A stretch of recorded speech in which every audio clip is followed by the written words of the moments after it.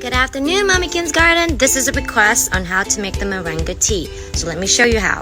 AKA the miracle tree. So we could do it fresh or dry. I like it dry, but let me show you both ways. Here we go. Give it a good rinse. Water to a light boil. Go ahead and use this whole patch here. It has a very strong and earthy smell. Okay, I'm gonna drop it in. Minutes, the color will be a little bit light green.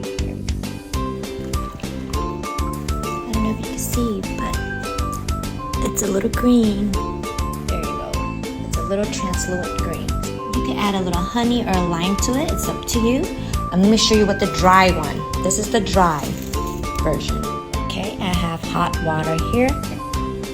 Here's my cup.